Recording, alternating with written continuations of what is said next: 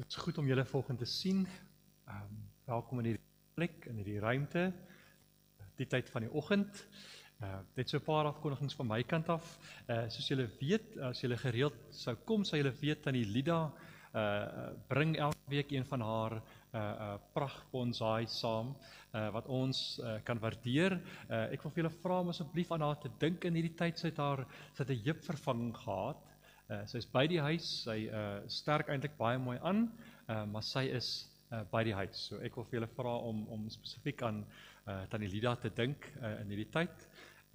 Tweede afkondiging is net dat ons, julle sal ook lees in die blaadjie, ons is by geweldig baie projekte en sopkombuise en omgewing, gemeenskappe betrokke in hierdie tyd van die jaar, waar ons kos voorsien, waar ons klere voorsien, en soos julle voel, dit raak weer kouer die tyd van die jaar, raak koeler, en ons het julle hulp nodig. Ons wil vir julle graag vra om in die volgende paar weke, wat jy tyd het, deur jou kas te gaan, en dit wat jy dalk miskien wil verander wil gee, om 'n sak bymekaar te maak. Ek het laasweek iemand herinner my, as jy jou kas oopmaak, en jy het daai klere vir 3 jaar nog nie gedra nie, gaan jy dit nooit weer dra nie. So ons wil vir julle vra om asseblief vrygewig te wees. Ons kry ongelooflik baie hulp elke jaar by julle. Julle ondersteun hierdie gemeenskap op 'n baie mooi manier. So ons wil vir julle vra om vir die volgende paar weke, wanneer jy kan kans het, maak 'n kas op en maak sommer 'n sak vol, en dan kan jy deur die week kom aflaai, of by die kerkkantoor, of as jy miskien weer in die oggend hier is, of in een van die ander dienste, net die sak te sit en by die voordeur. Ons weet waaroor dit gaan. So dan kan jy dit saambring, enige klere, of dan ook nie bederfbare produkte, kos. Daar's 'n lys in die blaadjie van die goedjies wat ons nodig het. Ons verskaf elke week vir 'n hele klomp gesinne kos, en julle help ons ongelooflik baie daarmee. So ons wil graag julle vra om vrygewig ook in hierdie tyd van die jaar te wees.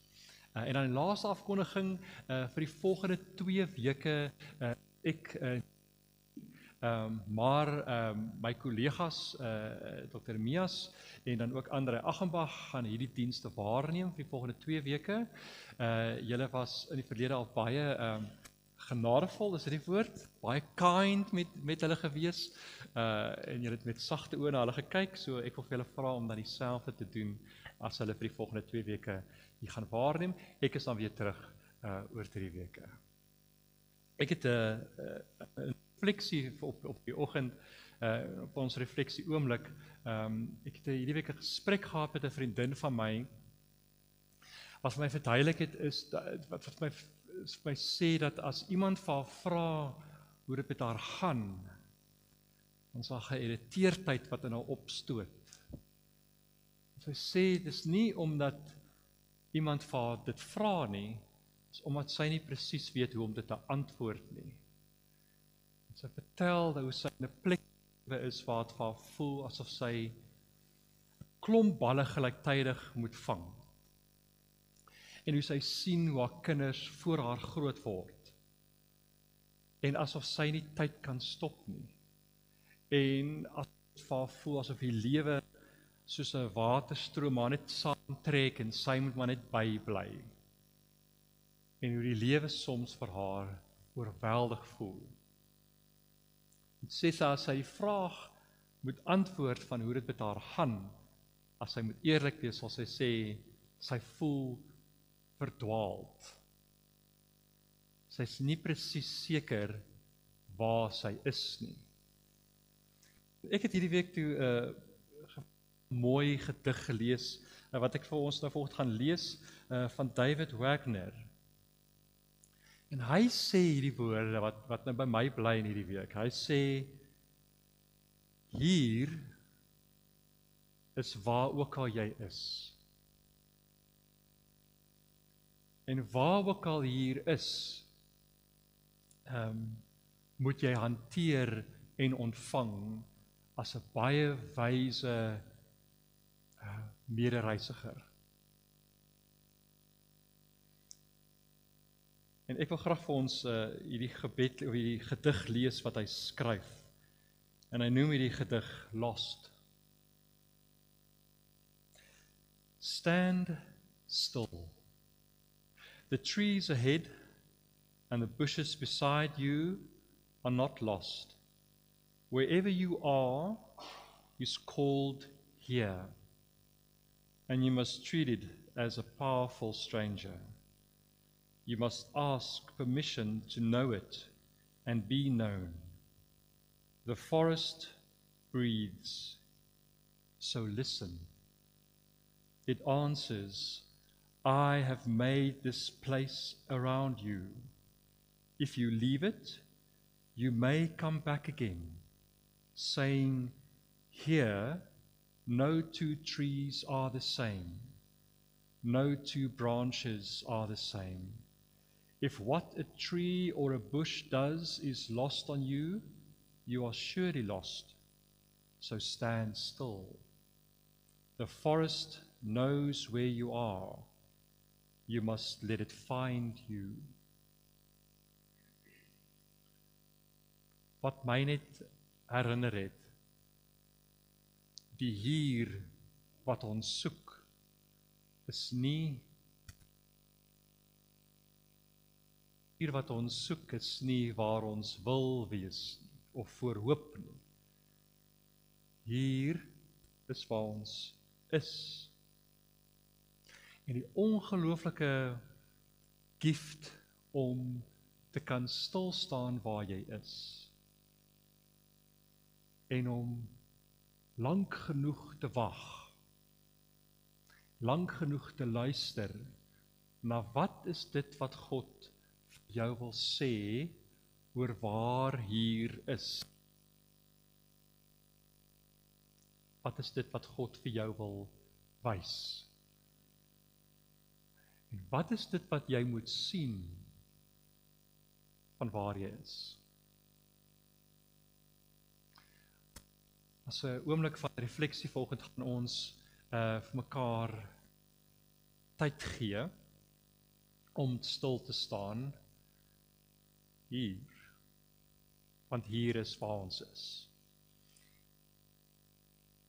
En dalk wil jy volgende gebedskers kom aansteek by een van die tafels, om jouself te herinner, soms as die lewe oorweldig voel, soms as dit voel asof dit jou wil meesleer en jy moet dit vashou, soms as jy verdwaald voel, is die beste wat jy kan doen,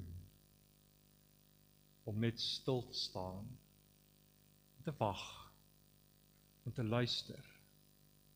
Wat is dit wat die Here vir jou wil sê oor waar jy is? Ons gaan so 'n oomblik neem waar ons mekaar die geleentheid gee om ons oë toe te maak, sou wou 'n rukkie langer in stilte te volgens die behoefte het om 'n kers aan te steek, of hier voor of in jou gedagtes, en jouself te troos en sag met jouself te praat, en te sê, dalk moet ek 'n bietjie langer stil bly, stil staan en luister. Miskien sien ek dan wat ek sien, veronderstel is om te sien.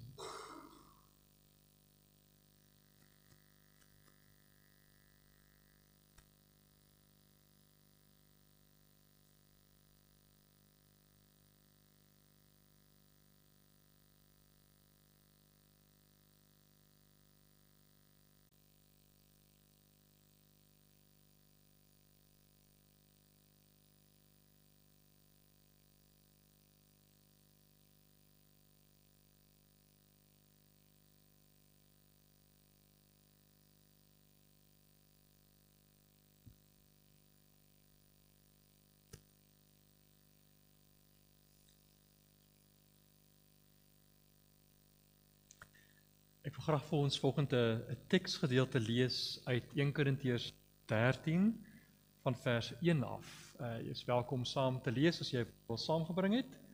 Anders lees ek soms vir dit voor.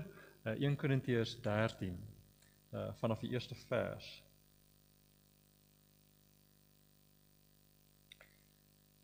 Nou wys ek julle wat nog die allerbeste is.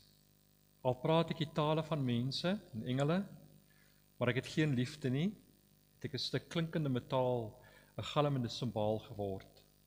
Al het ek die gawe van profesie, en ken ek al die geheimenisse en besit ek al die kennis. En al het ek al die geloof om berge te versit, maar ek het geen liefde nie, dan is ek niks. Al deel ek uit al wat ek het aan ander, en al gee ek my liggaam prys om my daarop te kan beroem, maar ek het geen liefde nie, baat dit my niks. Want die liefde is geduldig, die liefde is vriendelik, is nie afgunstig nie en is nie grootpraterig nie, is nie verwaand nie. Dit handel nie onwelvoeglik nie, jy soek nie eie belang nie, is nie liggeraak nie, hou nie boek van die kwaad nie. Dit verbly om nie oor onreg nie, maar verheug om oor die waarheid. Dit bedek alles en glo alles, hoop alles en verdra alles.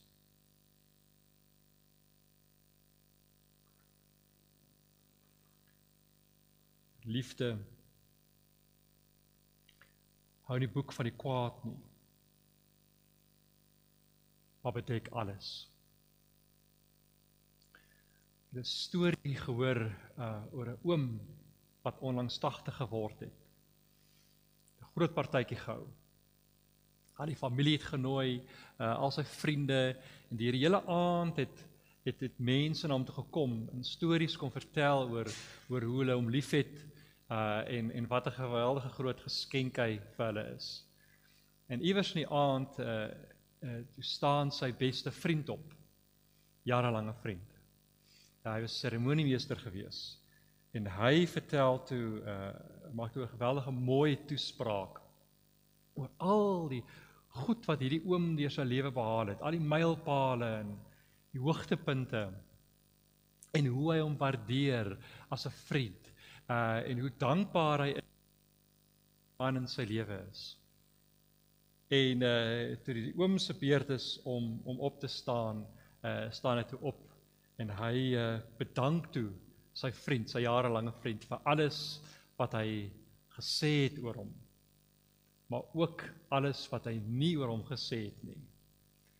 En die oom sê toe so tong in die kies, sê vir hulle almal, ek is bly oor alles wat jy vir my gesê het, en ek sal wat jy nie gesê het nie, nooit vergewe nie. Wat my net herinner het is dat liefde blyk dikwels uit wat nie gesê word nie. Mense kan mooi goed oor jou sê, of van jouself, selfs vir jou sê, voor jou. En soms selfs die mees opregte dank en lof wat mense oor jou gee. Baie keer is dit omraam met 'n genadige swye oor wat ook als gesê sou kon word oor jou. Net soos baie keer onbarmhartigheid insluip as jy onnodige goed oor mense sê, wat jy eintlik maar kon gelos het, waaroor jy eintlik maar kon stil gebly het oor.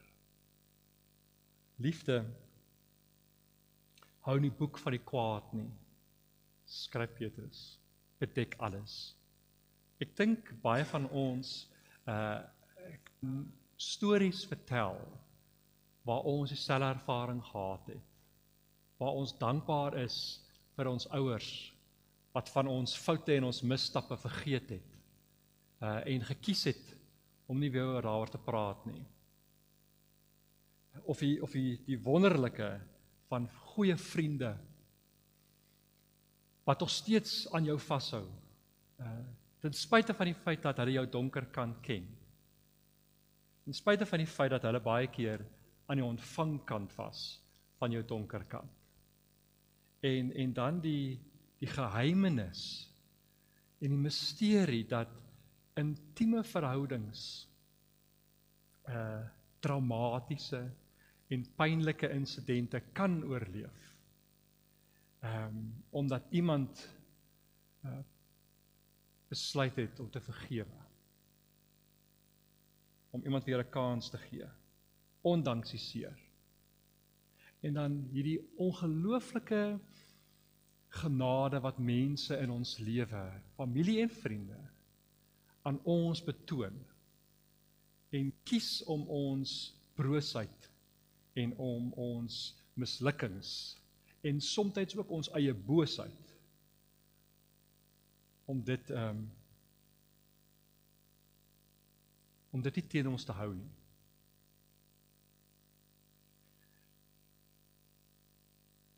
En nie vir ons deur ons hele lewe daaraan te herinner nie. Liefde hou nie boek van die kwaad nie. Liefde bedek alles. Ek dink dit is die punt ook wat die skrywer hier wil maak. Ek het altyd gedink van 'n jong ouderdom af, die Here iewers is daar 'n boek of 'n bladsy wat hy het, wat hy al my goed neerskryf, al my foute en die verkeerde dinge wat ek doen, my keuses, wat ek oor mense dalk sê of dink, al my sondes en skandes word iewers neergeskryf. En iewers in my lewe gaan die Here dit ophou en sê, kyk al hierdie goed. Ons doen dit ook met onsself, as ons eerlik is. Ons hou boek van ons skandes. Ons hou boek van die keuses, die slegte keuses wat mense seer gemaak het in onsself. En dit is soos 'n swaard wat ons oor ons eie kop hou, die lys van skandes. En ons doen dit ook met ander mense. Jy is dalk vriendelik met hulle, of ons kies om dalk te glimlag en nice te wees, maar in ons agterkop hou ons daai lysie van goed wat hulle teenoor ons gedoen het. En iewers in ons lewe gaan ons 'n kans hê om hulle terug te kry. Om daai lys uit te haal en sê, kyk, hier 5 jaar gelede het jy hierdie ding vir my gesê en het nooit kom om verskoning vra nie. Ons dink die punt wat die skrywer wil maak, wat Petrus wil maak, is geestelike boekhouding bring nie liefde. Boekhouding maak lewe onmoontlik. Dit maak verhoudings seer, dit vat iets van weg van ons selfvertroue, en dit breek iets ons af, eerder as om iets in ons op te bou. Ek dink baie van ons dalk vir mekaar vanoggend sê, ons weet hoe dit voel as ons verlede teen ons gehou word. As die woorde wat ons in die verlede gesê het in 'n oomblik van emosie en woede, die keuses wat ons gemaak het, destruktief was in die verhouding wat ons het met mense in ons gesin of waar ook al, as dit teen ons gehou word, as dit weer oor en oor opgebring word. Ons weet hoe dit voel as verwyte en beskuldigings weer opgebring word en in ons gesig gegooi word. En ek dink ons kan ook vir mekaar vertel dat daai verwyte, dit vertroebel alles rondom ons. Dit maak verhoudings seer, dit verneder kinders, dit bring nie lewe nie. En ek dink die punt wat die skrywer ook wil maak, as hy praat oor liefde, is dat liefde is anders. God is anders. Daar's nêrens 'n lys van skandes wat die Here in jou gesig wil druk en sê, kyk, dis wie jy is nie. So jy beter. Liefde is anders. God se liefde vir ons is anders. Dit maak ons vry, sodat ons self kan vryskel, en sodat ons ander kan vryskel. Liefde help ons om hierdie lys van skandes en sondes nie oor ons eie kop te hou en ons te keer om 'n lewe te leef in volheid waarin Jesus ons uitnooi nie. En liefde help ons ook om nie boek te hou van ander se skandes en sodat ons dit teenoor hulle kan gebruik nie. Liefde hou die boek van die kwaad nie, bedek alles. En ek vermoed die oom op sy 80ste verjaardag het iets hiervan verstaan, dat om lief te wees vir jouself en vir ander, en vir God, liefde is altyd riskant. Want liefde hou jou nooit waar jy is nie. Dit los ons nooit hoe ons is nie. Liefde verander ons. Liefde skaaf van ons. Liefde vorm ons. As jy al ooit mense in jou lewe gehad het vir wie jy lief was, dan liefde vorm ons. Liefde hou ons nooit dieselfde nie. En as die vraag is dan, is ons bereid om onsself te gee daarvoor? Is ons bereid dat liefde ons vorm? Is ons bereid dat liefde ons skaaf? Want liefde is meer as net om jou hart oop te maak vir mense. Liefde is om plek te maak vir mense en stories en ervarings, sodat jou hart groter kan word. Liefde is waar jy jou aannames en jou vooropgestelde idees oor mense en dinge heen kan skuif, om bereid te wees om oor kunsmatige grense te gaan, sodat jy moet sien wat jy moet sien, sodat jy in jou hart kan voel, daar's diepte. En dat ek nie net bly op die oppervlak en sê, dis alright, en 'n valse glimlag vir iemand te gee en sê, ek het daarvan vergeet nie, maar om diepte te soek. En liefde is ook om bereid te wees dat jy jou hart breek en weer heel word, oor en oor en oor, totdat jy die volheid van die wêreld se aakligheid en mooi kan ontvang.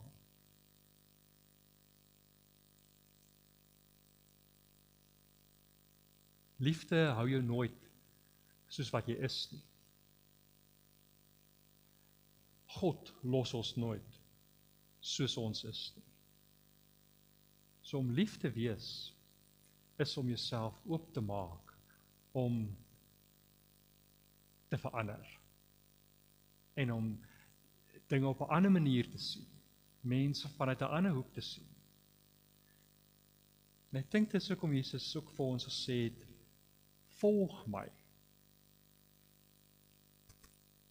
Volg my.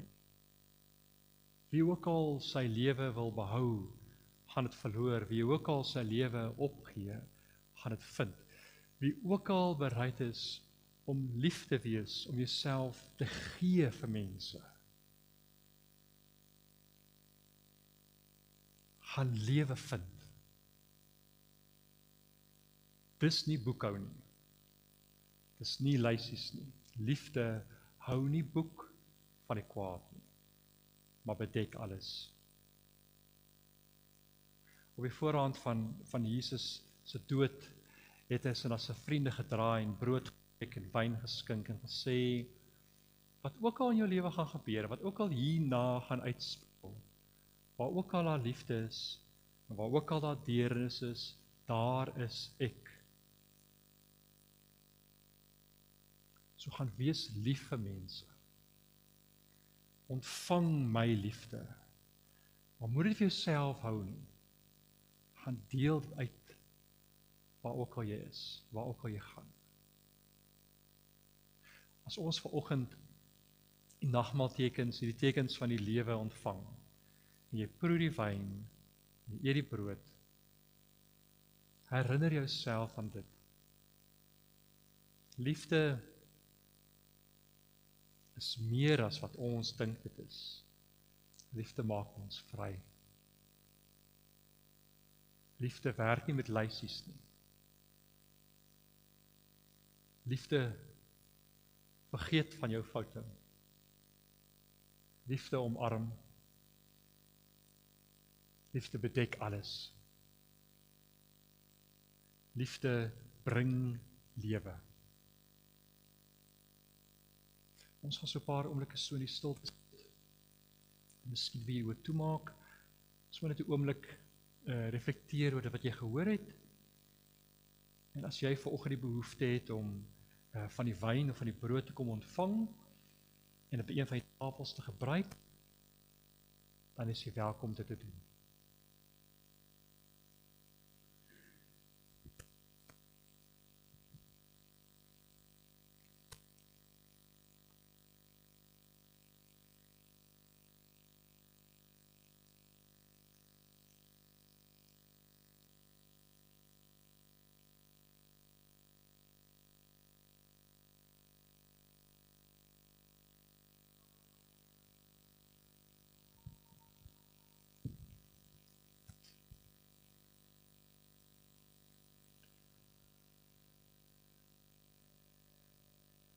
Van al die dinge in die wêreld, skryf Petrus, is dit wat oorbly, die liefde. Nadat alles weg is wat oorbly, liefde. Die liefde is sag. Liefde is groter as wat ons kan dink. Die liefde is vriendelik. Die liefde is geduldig. Hierdie liefde werk nie met lysies nie. Hierdie liefde sê, volg my. Volg my. En weet ek is oral by jou, elke dag van jou lewe. Volg my en gaan wees jy ook lief, soos ek jou lief het. En so raak ons beter, so raak ons genees, so raak die wêreld mooier, meer betroubaar. Hy skryf ook later, nou is dit asof ons in 'n dowwe spieël sien. Ons sien nog nie als nie. Ons verstaan nog nie als nie. Eendag gaan ons kan sien. Eendag gaan ons kan verstaan. Ons het nie elke dag perfek lief nie. Dis oké. Maar volg my. Probeer môre weer. En die dag daarna. En die dag daarna. Miskien raak ons lysies 'n bietjie minder. Miskien is ons later nie meer lus om boek te hou van ons of ander se kwaad nie. Aan die begin van ons saamwees het ons hierdie kers aangesteek om onsself te herinner dat die Here is op 'n besondere manier elke dag by ons. Dit verstaan ons nie elke dag nie, maar mag dit 'n troos wees. Mag ons dit saam met ons neem in die week wat gaan kom en weet dat waar ook al ons gaan, die Here is by ons. Ontvang die Here se seën. Mag die genade van ons Vader en die liefde van sy Seun en die teenwoordigheid van die Gees by jou wees en by jou bly. Mag dit vir jou 'n mooi week wees, 'n goeie week, 'n gesonde week. Totsiens.